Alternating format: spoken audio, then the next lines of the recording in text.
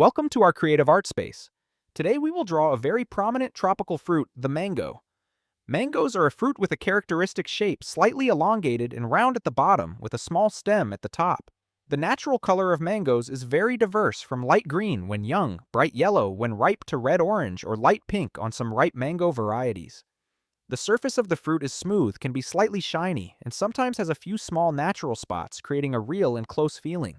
In this video, we will go through each step from basic shape building, detailed sketching, to perfecting light, shadow, and color, so that you can draw a mango that is vivid as if just picked from the tree. Prepare paper, pencil, crayons, or digital drawing board and start with basic sketches. To draw a mango, we first need to build the overall shape. The shape of the mango is like a slightly elongated ellipse.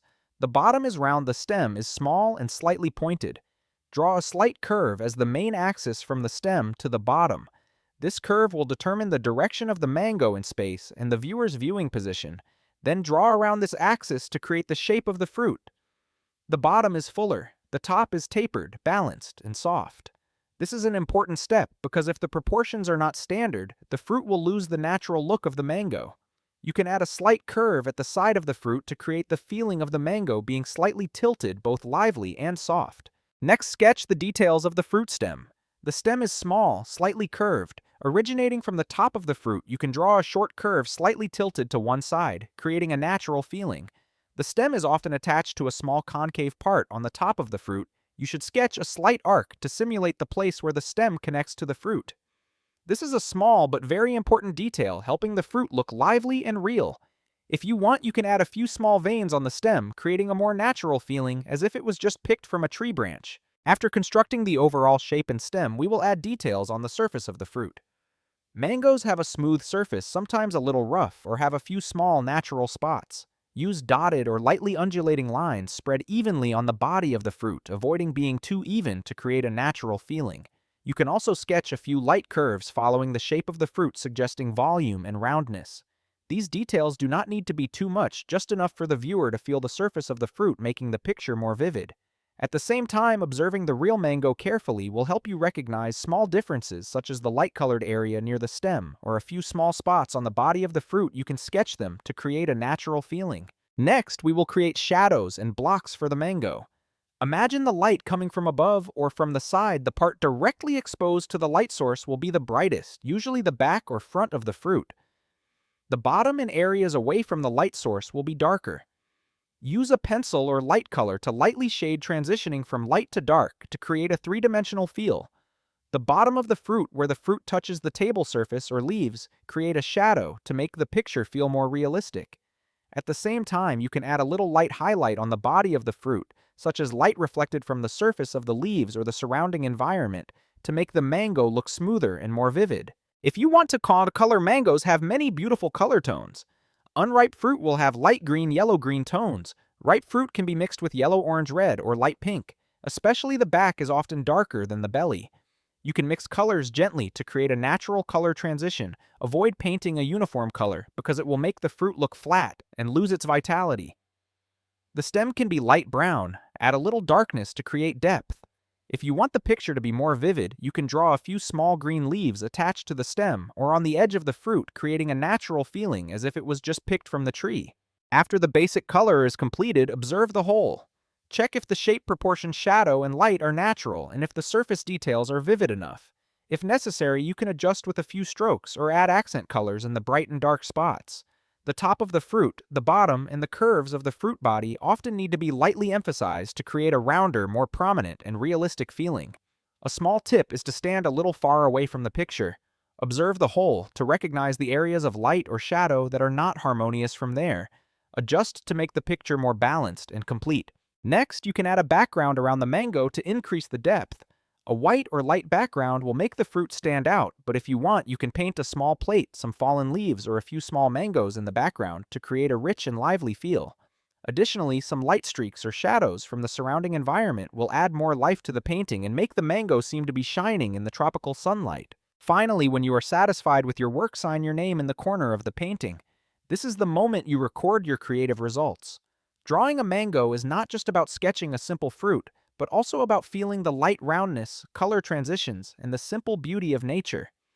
Thank you for accompanying me on my journey of drawing a mango today. I hope you have learned many new techniques, both relaxing and improving your observation and creativity. See you in the next videos, where we will explore and draw more interesting fruits, vegetables, and creatures, continuing to create vivid and inspiring paintings. I hope you always keep your passion and creativity in every stroke. Observe carefully the small details, because these details will make your work more perfect. And don't forget that light, shadow, and color transitions are the secret to creating a truly vivid mango on your paper. Welcome to our creative art space. Today we will draw a familiar, sweet, and very typical fruit, the watermelon. Watermelon is a fruit with a round or slightly oval shape, a smooth, slightly shiny surface with a characteristic green skin, with alternating dark and light stripes inside is a bright red flesh with evenly scattered black seeds. In this video, we will go through each step from building the basic shape, sketching details, drawing the skin stripes, creating a shadow effect, to completing the red flesh and seeds so you can draw a vivid watermelon as if just picked from the garden. Prepare paper, pencils, crayons, or a digital drawing board and start with basic sketches. First, we need to build the overall shape of the watermelon. Watermelons are usually round or slightly oval with a thick, balanced, and evenly bulging body. Draw a large circle or oval depending on the angle you want. This is an important step because the basic shape will determine the overall layout of the fruit. If you want the watermelon to lean to one side, adjust the main axis slightly to create a natural feel. After determining the main shape, draw around the axis to create the fruit's volume. The middle part is full. The two ends are slightly tapered, making the fruit look balanced and soft. Next, we will sketch the watermelon rind in detail. The watermelon rind is characterized by a dark green color and light green or light yellow stripes running along the body of the fruit. Use gentle, slightly curved lines from the top of the fruit to the bottom, drawing alternating dark and light stripes. Do not make the stripes too even, because the stripes will naturally be slightly curved with different widths, creating a realistic feel. If you want the picture to be more vivid, you can add a few light lines near the edge of the fruit to suggest light reflections on the rind. The rind should also be sketched smoothly to create a feeling of light shine, making the fruit look rounder and more vivid. After sketching the shell, add the details of the stem. The stem is usually short, slightly curved brown or dark green and attached to the top of the fruit.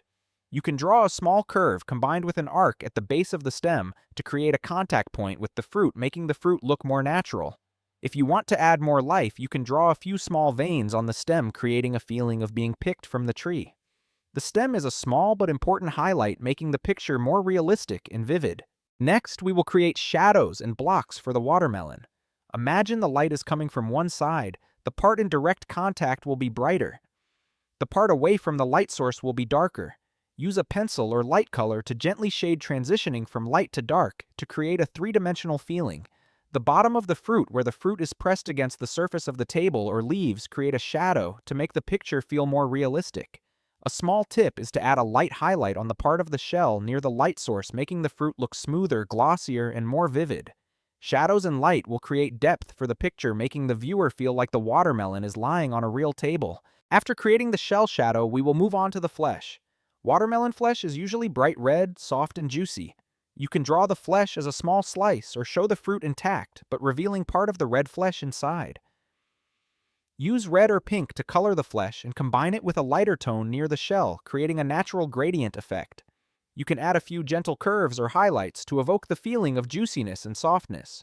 This is an important step because the red flesh is the main highlight, attracting the viewer's eye and making the picture more vivid. Next, add watermelon seeds. Seeds are usually small, oval, black, or dark brown, evenly distributed in the flesh.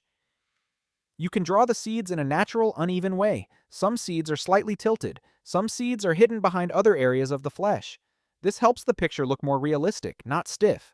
Pay attention to the ratio of seeds to the pulp. The seeds should not be too large or too small, ensuring harmony with the whole fruit. If you want, you can add additional details to make the picture more vivid, such as a slice of watermelon placed next to the fruit, a few drops of water on the rind, or light reflecting on the pulp and rind. These details, although small, help the picture have more depth, liveliness, and a more tropical feel. If you want to create a background, you can sketch some green leaves or a wooden table. Background, white background to highlight the watermelon. But even if you only draw the fruit, the attention to light, shadow, and detail will make your work attractive and appealing. After all the details are completed, observe the picture as a whole. Check if the shape, proportion, shadow, and light are natural. The colors are harmonious. The details of the pulp and seeds are vivid enough. If you feel the need, you can make some minor adjustments with a few strokes of the pen or add accent colors to highlights and shadows. A little trick is to stand a little further back from the painting to observe the whole picture, which will help you identify areas that need adjustment, thereby completing a more harmonious picture. Finally, when you are satisfied with your work, sign your name in the corner of the picture. This is the moment you record your creative results. Drawing a watermelon is not only about sketching a familiar fruit, but also about feeling the light, vibrant colors, roundness, and characteristic smoothness. Thank you for accompanying me on my journey of drawing a watermelon today. I hope you have learned many new techniques, both relaxing and improving your observation and creativity. See you in the next videos where we will explore and draw more interesting fruits, vegetables, and creatures, continuing to create vivid and inspiring pictures. I hope you always keep your passion and creativity in every stroke. Observe carefully the small details, because these details will make your work more perfect. And don't forget that light-shadow color transition and additional details are the secret to creating a truly vivid watermelon on your paper.